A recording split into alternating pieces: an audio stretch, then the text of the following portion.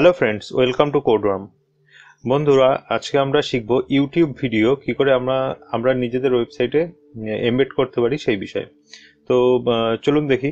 আমরা গতদিন যে ভিডিওতে যে কোডগুলো নিয়ে কাজ করছিলাম সেখানে আমরা আছি, সেই ফাইলটাতে আছি। আমি ইউটিউবে গিয়ে একটি ভিডিও সার্চ করেছি, আমারই একটি ভিডিও আমাদের চ্যানেলে, how to use Google fonts. তো এই যে ভিডিওটা আছে, চাইছি আমার ওয়েবসাইটে এই ভিডিওটিকে আমরা ইউজ করব। তো সেই জন্য কি করতে হবে, আমাকে এখানে যে শেয়ার অপশানটি আছে, শেয়ার অপশানে এসে ক্লিক করতে হবে। শেয়ার অপশান ক্লিক করার পরে আমাকে এমবেড ক্লিক করতে হবে। এমবেড করলে ইউটিউব থেকে একটি লিঙ্ক জেনারেট করে দেবে। সেই জেনারেট করা লিঙ্কটাকে জাস্ট আমরা কপি করব। এখান থেকে কপি করার পরে এটি অটোমেটিক কপি হয়ে যাবে। কপি হয়ে যাওয়ার পরে আমরা আমাদের নিজেদের কোডের মধ্যে এসে HTML এসে পেস্ট করে দেব। তো দেখতে পাচ্ছেন আগের দিনের মতনই আমার এখানে আইফ্রেম ট্যাগটি আছে, সঙ্গে উইথ আছে, হাইট আছে, আর সোর্স আছে। তো দেখি আমরা এটা সেভ করে আমরা যদি এখন ব্রাউজারে এসে দেখি, রিফ্রেশ করে, তো আমরা দেখতে পাবো আমাদের যে ভিডিওটি ছিল সেই ভিডিওটি এখানে শো করছে। তো আমরা এই ভিডিওটিকে এবার আমাদের নিজেদের মতন করে স্টাইল করতে পারি। আর সবসময় আমি এটা রেকমেন্ড করব, আপনারা এই যে ইনলাইন যে স্টাইল করা রয়েছে, উইথ, হাইট অথবা যে ফ্রেম বর্ডার, এগুলোকে এখান থেকে প্রথমে সরিয়ে দেবেন। এগুলোকে সরিয়ে দেওয়ার পরে এই যে ফ্রেম বর্ডার যেটি আছে সেটিও আমি সরিয়ে দিচ্ছি। এখান থেকে সরিয়ে দেওয়ার পরে আমরা নিজেদের মতন করে এটিকে স্টাইল করব। তো সেই জন্য আমরা প্রথমে লিখবো আইফ্রেম। এবার আমি এখানে লিখছি উইথ 100%, আর সাপোজ আমি এখানে হাইট লিখে দিলাম 768 পিক্সেল। ওকে, তো এটা লেখার পরে আমি জাস্ট সেভ করছি।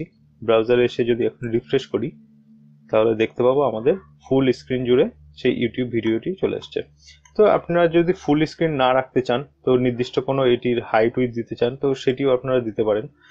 এখানে সাপোজ আমার প্রয়োজন হলো 500 পিক্সেল, আর হাইটটাও আমি সেরকম ভাবে দিলাম 300 পিক্সেল। দেওয়ার পরে আমি যদি রিফ্রেশ করি তাহলে দেখতে পাবেন এখানে সেই 500 পিক্সেল বাই 300 পিক্সেলের আইফ্রেমটি চলে আসছে। আচ্ছা, এর একটি আমি মার্জিন দিচ্ছি, মার্জিন 0 অটো দেওয়ার ফলে আমার যে এখানে যে আইফ্রেমটি আছে সেটির মার্জিন 0 অটো করা হয়েছে। আর এর একটি ডিসপ্লে আমাকে দিতে হবে, ডিসপ্লে ব্লক দেওয়ার পরে আমি রিফ্রেশ করছি, তাহলে দেখবেন পেজের সেন্টারে চলে এসছে। এর আপনি বর্ডারও দিতে পারেন। আচ্ছা, এখানে ডিসপ্লে ব্লক এই কারণে দিতে হলো কারণ আইফ্রেম ইনলাইন এলিমেন্ট, তো সেটিকে আমরা ব্লকে কনভার্ট করলাম। তো আমরা ডিসপ্লে যে ভিডিওটা ছিল সেখানে আমরা দেখেছি যে ডিসপ্লে কত ধরনের হয় আর কিভাবে চেঞ্জ করতে হয়, ডিসপ্লে ব্লক থেকে ইনলাইন থেকে ব্লক, অথবা ইনলাইন আর ব্লকের যে হাইব্রিড আছে অর্থাৎ কম্বিনেশন, সেইগুলোকে ইউজ করতে হয়। তো সেটি দেখলাম আমরা। এখন চলুন দেখি একটা বর্ডার দিই। এখানে যদি আমরা এখানে বর্ডার ইউজ করি, border suppose 2 pixel solid black,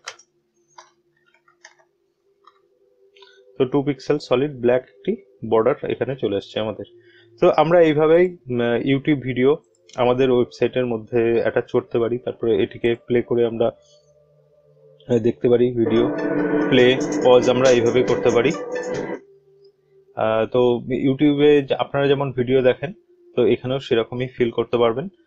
আর এই ভিডিওটি যদি আপনাদের ভালো লেগে থাকে তাহলে আপনারা লাইক করবেন, শেয়ার করবেন, আর পরবর্তী ভিডিও নোটিফিকেশন পাওয়ার জন্য অবশ্যই সাবস্ক্রাইব বাটনটি প্রেস করে রাখবেন। আমাদের ভিডিওটি দেখার জন্য অসংখ্য ধন্যবাদ। আমাদের পরবর্তী ভিডিওতে আবার দেখা হচ্ছে।